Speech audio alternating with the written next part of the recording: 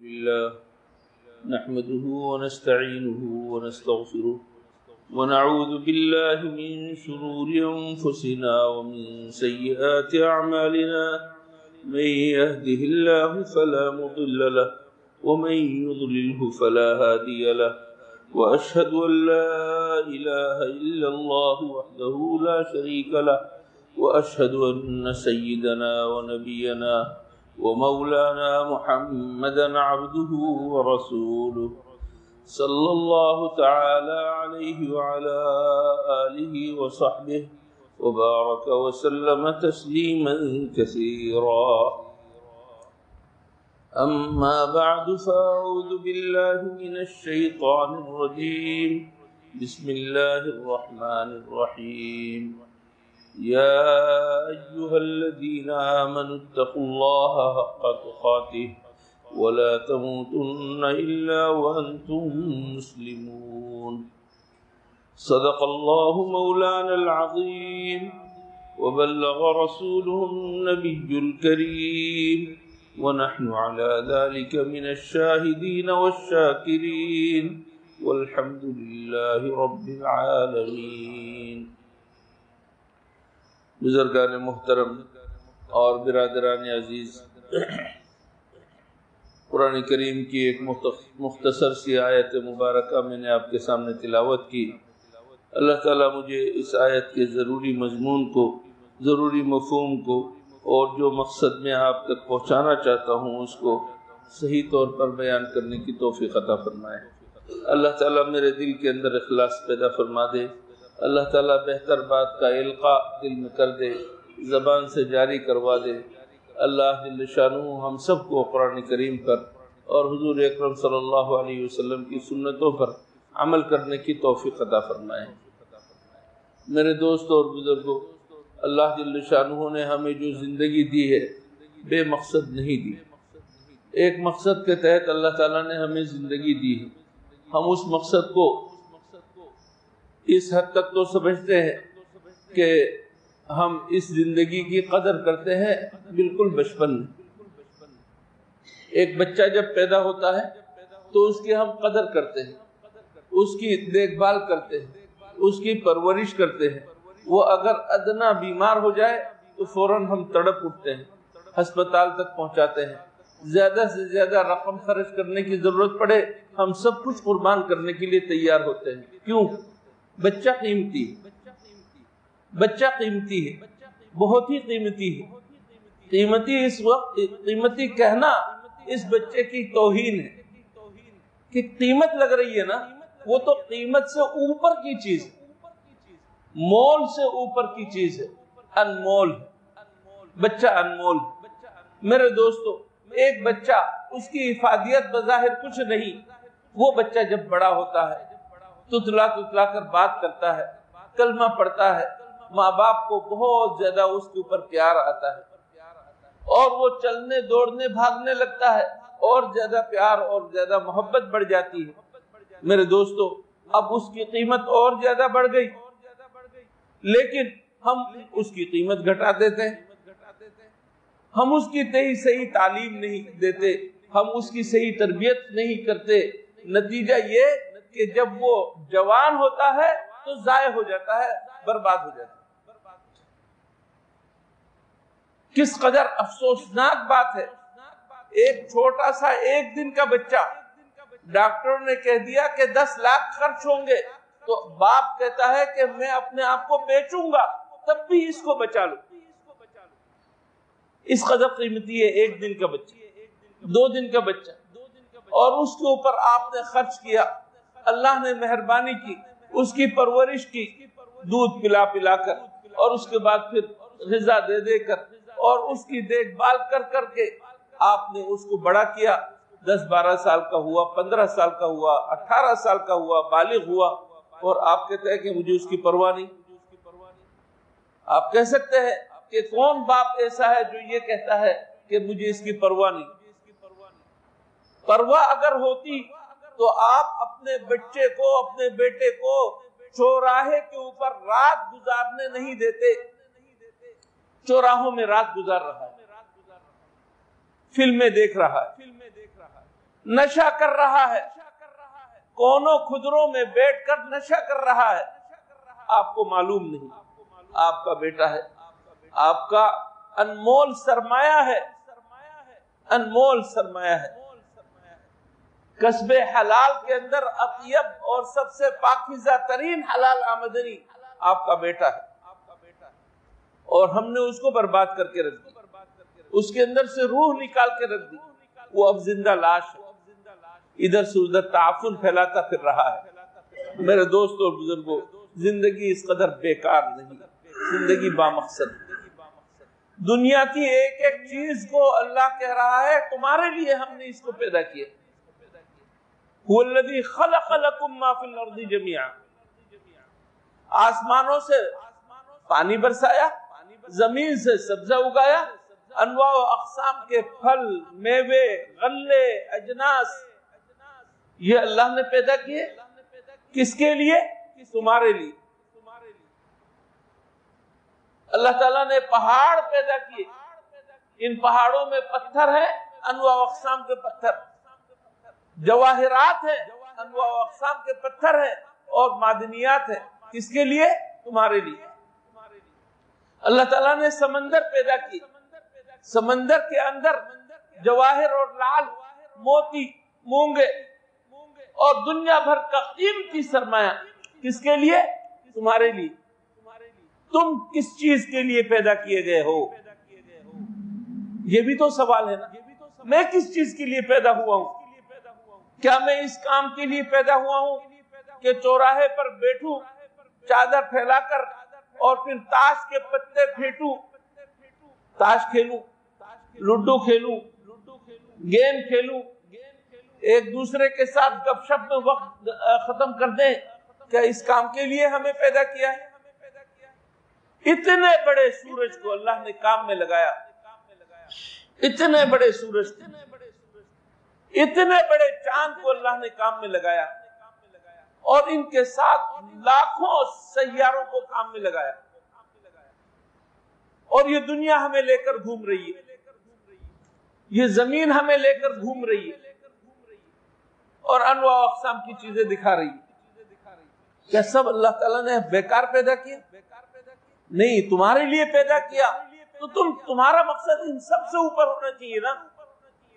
اللہ نے فرما دیا یا ایھا الناس اعبدوا ربکم الذی خلقکم والذین من قبلکم، تم سے پہلوں کو بھی پیدا کیا، تمہیں بھی پیدا کیا، اس رب کی پرستش کے لیے، اس رب کو ماننے کے لیے، اس رب کو سجدہ کرنے کے لیے، اس رب کو معبود بنانے کے لیے تمہیں پیدا کیا ہے۔ آج پیدائش تو ہو گئی اور اس کے بعد پرورش بھی ہو گئی، آج ہم نے اللہ کو بھلا دیا، اللہ کو بھلا دیا۔ کیسے بھلایا؟ ہمارا نوجوان کہاں ہے؟ ابھی آپ دیکھیں گے مارکیٹوں میں اور بازاروں میں، ابھی آپ دیکھیں گے گھر کے اندر موبائل میں لگا ہوا ہے، ٹی وی پہ لگا ہوا ہے، یوٹیوب پہ لگا ہوا ہے، فلمیں دیکھ رہا ہے، رقص اور ناچ گانے سے لطف اندوز ہو رہا ہے۔ مقصد بھلا دیا اس نے۔ کس مقصد کے تحت اللہ نے اسے پیدا کیا تھا؟ میرے دوستوں، مقصد جب بھلا دیا جائے تو کیا ہوتا ہے؟ ایک پنکھا ہے، یہ چل رہا ہے، ہوا دے رہا ہے، اگر یہ پنکھا رک جائے تو ہم اس کو اتار دیتے ہیں، صحیح کرنے کی کوشش کرتے ہیں، نہ ہو سکے تو کباڑ کے ہاتھ بیچ دیتے، کباڑی کے پاس لے جا کر بیچ دیتے۔ وہ پنکھا جس کی ایک مخصوص قیمت تھی، ویلیو تھی، اس کو بے ویلیو کر کے، ویلیو ختم کر کے، کاٹ کباڑ کی قیمت لگا کر ہم بیچ دیتے ہیں۔ جائے سر درد ختم ہو جائے، یہ کاٹ کباڑ ہے، اسکریپ ہے، اب اس کو اسکریپ کا نام دیتے ہیں۔ کیوں؟ مقصد ختم ہو گیا۔ درخت آپ نے لگایا، پھل جتنے دنوں تک دے تو آپ کہتے ہیں بہت زبردست درخت ہے، اتنا میٹھا آم ہے، اتنے میٹھے جو ہے پھل ہیں، لیکن جب وہ درخت بند کر دے پھل دینا اور اس کے اوپر پتجھڑ ہو جائے، پتے جھڑے اور پھر سب گندا کر دے، تو آپ کہتے ہیں کہ لاؤ ذرا آری لاؤ، کدال لاؤ اور اس کو کاٹو، کاٹ کے اس کا تہس نہس کر دیتے ہیں، جلا کر خاک کر دیتے ہیں۔ کیوں؟ مقصد ختم ہو گیا، مقصد ختم ہو گیا۔ اللہ نے حضرت نوح علیہ السلام کو بھیجا قوم کی طرف، قوم سے کہا کہ لوگوں اللہ ایک ہے، وحدہ لا شریک ہے، اس کے ساتھ کسی کو شریک مت ٹھہراؤ۔ اس دنیا کے وجود کا مقصد اللہ وحدہ لا شریک کی عبادت ہے۔ تم مقصد کے خلاف کام کر رہے ہو، باز آ جاؤ، باز آ جاؤ۔ قوم مان نہیں رہی، پھر کہا باز آ جاؤ، باز آ جاؤ کہتے کہتے 950 سال ہو گئے، 50 سال کم 1000 سال، بات نہیں مان کر دی۔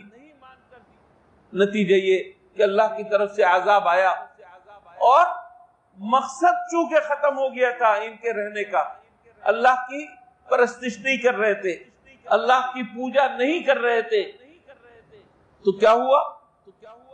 ایک ایسا ریلا آیا، سیلاب آیا، آسمان سے پانی برسا، زمین سے پانی ابلا، تمام کے تمام لوگ ختم ہو گئے، جن کو اللہ نے بچانا چاہا کشتی میں بچا لیا۔ کیوں؟ مقصد ختم ہو گیا تھا، با مقصد نہیں رہے۔ معلوم ہوا کہ با مقصد ہونا ضروری ہے۔ قوم ہود کے ساتھ ایسے ہی ہوا، قوم صالح کے ساتھ ایسے ہی ہوا، قوم لوط کے ساتھ ایسے ہی ہوا، قوم شعیب کے ساتھ ایسے ہی ہوا، قوم فرعون کے ساتھ ایسے ہی ہوا۔ راستہ ایک ہے، اللہ نے حضرت موسیٰ علیہ السلام اور بنی اسرائیل کو نجات دی، اور اسی راستے میں فرعون کو غرق کر دیا، فرعونیوں کو غرق کر دیا۔ یہ اللہ نے اس وجہ سے کیا کیونکہ ان کا مقصد ختم ہو گیا۔ اللہ نے آخر زمانے میں رسول اللہ صلی اللہ علیہ وسلم کو، محمد مصطفیٰ احمد مصطفیٰ صلی اللہ علیہ وسلم کو خاتم النبیین بنا کر بھیجا، اور قیامت تک کے لیے بھیجا۔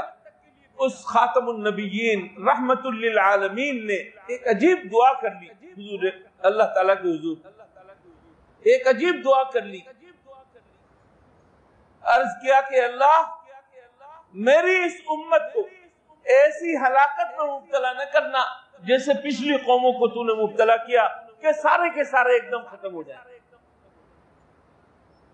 اللہ نے فرمایا کہ ٹھیک، ایک دم ختم نہیں کریں گے، لیکن تازیانے تو ہم ان کے اوپر بھی برسائیں گے۔ جب یہ مقصد سے ہٹیں گے تو تازیانے ہم ان کے اوپر بھی برسائیں گے، اور ابھی تازہ تازہ تازیانہ ہمارے اوپر لگا، ہمارے پاکستان پر ایک دم بارشیں ہوئی، اور معلوم نہیں کہاں کہاں سے پانی نکل آیا، اور سیلاب نے پورے ملک کو لپیٹ میں لے لیا، گویا سن ڈوب گیا۔ آپ چلے جائیں بچتے بچاتے، لیکن آپ جہاں سے جا رہے ہیں دائیں بھی پانی بائیں بھی پانی، آج تک سیٹل نہیں ہو سکے ہمارے یہ مظلوم بھائی۔ کیا عذاب نہیں ہے؟ سندھ والوں پر عذاب، کراچی والوں کے لیے عبرت، سندھ والوں پر عذاب، پنجاب اور لاہور والوں کے لیے عبرت۔ عبرت کی آنکھ ہو تو، بصیرت کی آنکھ ہو تو دیکھے، یہ عذاب ہے۔ اس طرح کا عذاب تو نہیں ہے سارے کے سارے ختم ہو جائیں۔ کوہستان پہاڑی علاقہ ہے، پہاڑ ہی پہاڑ، انتہائی سخت چٹیل ننگے پہاڑ، جس میں جنگلات بھی نہیں ہے خاص، وہاں سیلاب اس قدر کہ مکانات ختم، مسجدیں ختم، اور لوگ روڈ پہ آ گئے، پہاڑوں کے اندر پناہ لے رہے، اور وہ اس مصیبت میں آ گئے۔ سوات، جنت نظیر سوات، وہاں پر عذاب آیا، سیلابی عذاب، 5 स्टार 4 स्टार होटल जितने भी थे उन सबको बहा कर इबरत का निशाना बना दिया, इबरत का निशाना बना दिया। पंजाब के एक बड़े इलाके के अंदर राजनपुर और डेरा गाजी खान के अंदर जो सूरत हाल पैदा हुई, अल-अमान वल हफीज, मेरे दोस्त और बुजुर्ग, अल्लाह की तरफ से ये ताजियाना है।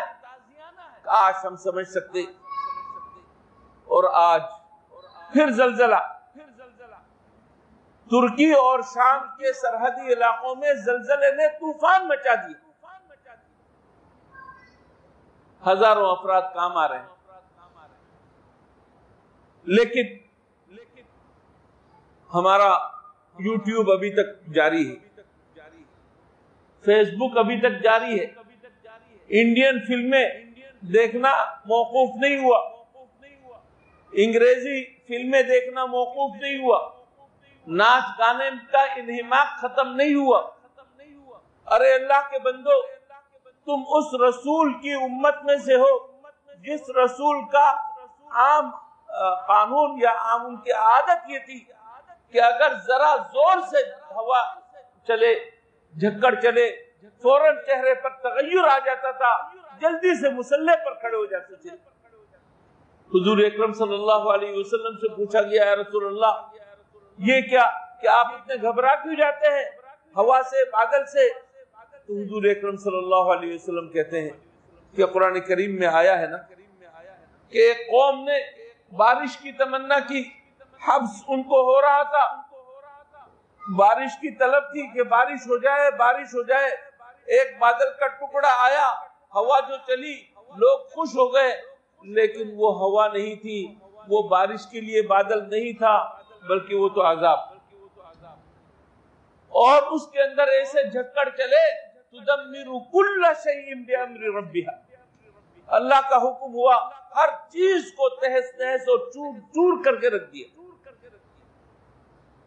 फ़अस्बहू ला युरा इल्ला मसाकिनुहुम, कोई जिंदा हस्ती वहां पर मौजूद नहीं, उनके खंडरात बाकी रह गए। कज़ालिका नज्ज़िल कौमल मुजरिमीन। हुजूर अकरम सल्लल्लाहु अलैहि वसल्लम जब कभी काली घटा छा जाती, जब कभी तेज हवा चलती, तो फौरन नमाज की तरफ मुतवज्जे होते और फरमाते कि क्या मालूम कैसे इत्मीनान हो सके, पिछली कौमों के ऊपर इस तरह का अजाब आया है, पिछली कौमों के ऊपर इस तरह का अजाब आया है कि लोग तो समझ रहे हैं हमारे लिए ये राहत का सामान है, लेकिन उस राहत के सामान ने उनका तहस नहस करके रख दिया। क्या हम डरने के लायक ज्यादा नहीं है? क्या हम हुजूर अकरम सल्लल्लाहु अलैहि वसल्लम से भी बढ़कर डरने की जरूरत हमें नहीं? मेरे दोस्तों, अल्लाह के रसूल सल्लल्लाहु अलैहि वसल्लम के बारे में तो अल्लाह ने फरमा दिया, वमा कान अल्लाहु लियुअज़्ज़िबहुम व अंत फीहिम, जब तक आप इनके दरमियान मौजूद है अल्लाह इनके ऊपर अजाब नहीं लाएगा। सहाबा इकराम अजाब से मामून हो गए, सहाबा इकराम अजाब से मामून हो गए हुजूर अकरम सल्लल्लाहु अलैहि वसल्लम के मौजूद होने की वजह से। हुजूर अकरम सल्लल्लाहु अलैहि वसल्लम के जाने के बाद जाहिर है ये अमन और अमान का एक बहुत बड़ा जरिया उठ गया। हुजूर अकरम सल्लल्लाहु अलैहि वसल्लम पर्दा फरमा गए। अब फरमाया कि एक और चीज मैं तुम्हें देता हूं, अजाब नहीं आएगा। वो क्या? वमा कान अल्लाहु मुअज़्ज़िबहुम व हुम यस्तगफिरून, जब तक लोग इस्तिग़फ़ार करते रहेंगे, अपने गुनाहों की माफी तलब करते रहेंगे, अल्लाह से तौबा करते रहेंगे, उनके ऊपर अजाब नहीं आएगा। दो चीजें हैं अजाब से बचने की, एक हुजूर अकरम सल्लल्लाहु अलैहि वसल्लम का वजूद और दूसरी चीज इस्तिग़फ़ार। मेरे दोस्तों, आज दिन रात इस्तिग़फ़ार की जरूरत है। हादसे ऐसे ऐसे हो रहे हैं, जिस कदर भी आप मजबूत इमारत बना ले, और अब तो इंजीनियरों ने जलजला प्रूफ इमारतें बनाना शुरू कर दी। जलजला प्रूफ, कि जलजला असर न करे और न टूटे इमारत, पुल न टूटे, ऐसा फन आ गया। लेकिन یہ اللہ کے اشارے کے اوپر موقوف ہے۔ اللہ ذرا اشارہ کر دے، کن کہہ دے، بس وہ کام ہو کر رہے۔ کیا زلزلہ پروف اور کیا طوفان پروف، کچھ نہیں۔ اللہ جل شانہ مارنا چاہے تو مچھر کے ذریعے سے مار دے۔ اللہ سے کوئی بچ سکتا ہے؟ قل هو القادر على ان يبعث عليكم عذابا من فوقكم، اللہ اوپر سے عذاب بھیج سکتا ہے، او من تحت ارجلكم، یا تمہارے نیچے سے اللہ عذاب بھیج سکتا ہے، یا اللہ جل شانہ آپس میں تمہیں بھڑا سکتا ہے، ایک دوسرے کو تم لڑ لڑ کے مزہ چکھا سکتے ہو۔ اللہ کی طرف سے یہ عذاب ہے، سمجھو اس کو۔ میرے دوستو، میرے بزرگوں، میرے بھائیوں، آج عجیب و غریب صورتحال ہے۔ بیماریوں میں ایک بہت بڑی بیماری جس کا نام آپ نے نہیں سنا اور میں دسیوں مرتبہ آپ کے سامنے ذکر کر چکا ہوں، وہ بیماری ہے بے حسی کی بیماری۔ بے حسی، ایک آدمی مر رہا ہے، ہمیں اس کی پرواہ نہیں ہے، بھاڑ میں جائے، یہ بے حسی ہے۔ ایک آدمی بیمار ہے اور اس کی کوئی خبرگیری کرنے والا نہیں، بے حسی ہے۔ اس سے بھی بڑھ کر آپ کو بخار ہے، آپ کو کھانسی ہے، آپ کو کوئی پھوڑا نکلا ہے اور آپ کہتے ہیں مجھے کوئی ضرورت نہیں ہے ڈاکٹر کے پاس جانے کی۔ بے حسی، بے حسی، توکل نہیں، بے حسی۔ توکل کر کے اگر کوئی علاج نہ کرے تو وہ تو بہت بڑا آدمی ہے، یہ مقام اگر کسی کو حاصل ہو جائے تو۔ لیکن بے حسی ہے کہ مچھر مجھے کیا کر لے گا، کاٹے، ایک نہیں 10 مچھر کو وہ کٹواتا ہے، اور اس کے بعد جب اسے ملیریا ہو جاتا ہے تو کہتا ہے ہائے ہائے، احساس ختم ہو گیا۔ احساس کے ختم ہونے سے بڑھ کر کوئی بیماری نہیں ہے۔ یہ تو میں نے ظاہری بیماریوں کے نام لیے نا، ایک بہت بڑی بیماری ہے میرے دوستو، گناہ کا احساس ختم ہو جائے، گناہ سے بے حس۔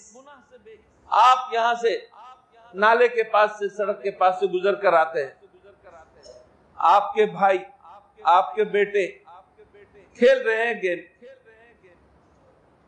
دکانوں میں بیٹھ کر خوش گپیاں ہو رہی ہیں، مسجد میں جماعت کا وقت ہے، اذانیں ہو گئی، قدم قدم پر مسجدیں ہیں، لیکن حس ختم کہ ہمیں نماز پڑھنے کے لیے بھی جانا ہے، حس ختم، بے حسی ہے۔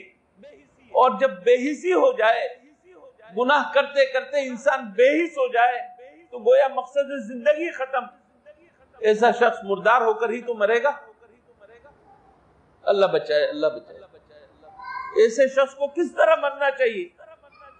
اللہ کہتا ہے کہ مرتے دم پہ بھی، مرتے وقت بھی تم مسلمان مرو، وَلَا تَمُوتُنَّ إِلَّا وَأَنْتُمْ مُسْلِمُونَ۔ اور یہاں پر صورتحال کیا ہے کہ مرتے مرتے گیم کھیلنے کی طرف رجوع ہے، مرتے مرتے تاش کے پتے مانگتے ہیں۔ میں نے خود دیکھا ہے اپنی آنکھوں سے، آغا خان ہاسپٹل میں میں اپنے ایک مریض کو ایڈمٹ میں نے کیا، اور اسی کمرے کے اندر ایک دوسرا مریض بے ہوشی کے عالم میں وہ آواز دے رہا ہے کہ پتے دو، تاش کے پتے دو۔ مرتے مرتے تاش کے پتے پر مر رہے ہیں۔ بے حسی میرے دوستو یہ ہے، بے حسی۔ تو بے حسی اس وقت گناہوں سے بے حسی ہے۔ گناہ کو ہم گناہ نہیں سمجھتے۔ بچے کرکٹ کھیلے گناہ نہیں، بچے فٹ بال کھیلے چڈی پہن پہن کر، سطر دکھا کر، گناہ کا احساس نہیں، گناہ کا احساس نہیں۔ تو جب گناہ کا احساس ہی ختم ہو جائے تو ہمارا مقصد زندگی تو ختم ہو گیا نا، تو ہمارے اوپر عذاب آ سکتا ہے۔ یہ جو قحط سالی ہو رہی ہے، کھانے کو آپ کو نہیں مل رہا، کھانے کے لیے فراوانی ہے لیکن آپ کے پاس استطاعت نہیں ہے، آپ کے پاس 2 پیسے 2 کوڑی نہیں ہے۔ کیوں آخر اللہ نے آپ کے رزق کے اندر ایسی بندش کیوں لگائی؟ یقیناً آپ اپنے گریبان میں جھانک کر دیکھیں کہ مجھ سے کیا کیا گناہ ہو رہے ہیں۔ گناہوں کی سبب یہ سب کچھ ہوتا ہے۔ زلزلہ آئے، سیلاب آئے، کوئی اور مصیبت آئے، ایکسیڈنٹ ہو، بھائیوں کا آپس میں اختلاف ہو، گھر کے اندر اختلاف ہو، ناموافق ہوا چلنے لگے، میرے دوستو یہ سب اللہ کے ناراض ہونے اور اللہ کے غضبناک ہونے کی دلیل۔ اللہ بچائے، اللہ تعالی حفاظت فرمائے۔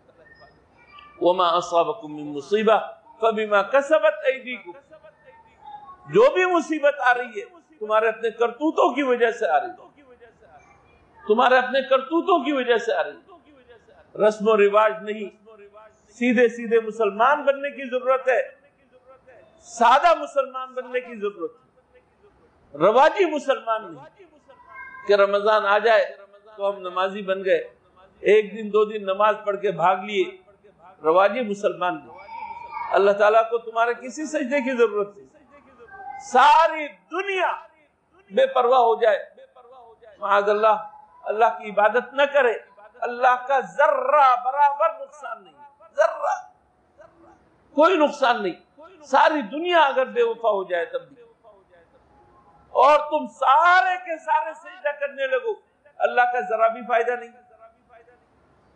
اصل ہمیں ضرورت ہے، عبادت کی ضرورت ہمیں ہے کہ ہم سعید بنے، ہمارے اندر سعادت آئے، شقاوت سے بچے، بدبختی سے بچے، یہ ضرورت ہماری ہے۔ میرے دوست اور بزرگ، بار بار اس منبر سے میں یہی بات کہہ رہا ہوں، آپ بھی تنگ آ گئے ہوں گے، اس بات کے سوا کوئی اور بات نہیں۔ میرے دوستو، اگر آپ اصلاح نہیں کریں گے، میں اصلاح نہیں کروں گا، میری اولاد بگڑی ہوئی ہوگی، آپ کی اولاد بگڑی ہوئی ہوگی، تو میں اور کون سی بات کروں؟ میں اور کوئی خوش کرنے والی بات کیسے کروں؟ گھر میں آگ لگی ہوئی ہے، علاقے میں آگ لگی ہوئی ہے، بازاروں میں آگ لگی ہوئی ہے، مسجدیں ہماری محفوظ نہیں، مدرسے محفوظ نہیں، کوئی ادارہ محفوظ نہیں، ہر جگہ آگ ہی آگ ہے، تو مجھے کیا کرنا چاہیے؟ میں آپ کے سامنے اپنے دل کا درد پیش کر رہا ہوں، خدا کے واسطے اصلاح کا قدم اٹھائے، خدا کے واسطے اللہ کی طرف رجوع کرے، اللہ کے حقوق ادا کریں، بندوں کے حقوق ادا کریں، اجتماعی طور پر توبہ کریں اور انفرادی طور پر توبہ کریں۔ توبہ کے لیے بہت زیادہ وقت نہیں لگتا اور یہ کوئی مشکل مرحلہ نہیں ہے، صرف اللہ کے سامنے دو زانو ہو کر بیٹھنا ہے، اللہ کی طرف متوجہ ہونا ہے، اللہ میں نے بہت گناہ کر لیا، مجھے معاف کر دے، اے اللہ میں اپنے گناہوں پر نادم شرمندہ ہوں، مجھے معاف کر دے، اے اللہ تجھ سے وعدہ کرتا ہوں آئندہ میں گناہ نہیں کروں گا، مجھے معاف کر دے۔ بس توبہ مکمل۔ اتنا کام کون نہیں کر سکتا؟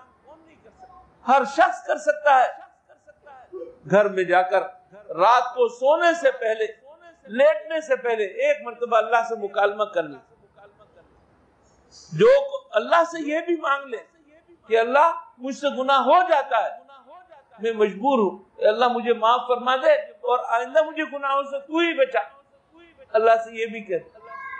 میرے دوستو، زندگی گزارنے کا قرینہ یہ ہے، جو حالات ہمارے ہیں، جو حادثات پیش آ رہے ہیں، ان سب کا تقاضا یہ ہے، جوان بوڑھے مرد عورت ہر طبقے کے لوگ، خاص طور پر علماء، اللہ کو جاننے والے اور پہچاننے کا دعویٰ کرنے والے علماء، عوام، سارے کے سارے اللہ کے حضور توبہ کریں، اجتماعی بھی توبہ کریں اور انفرادی طور پر خاص طور پر توبہ کرتے رہیں۔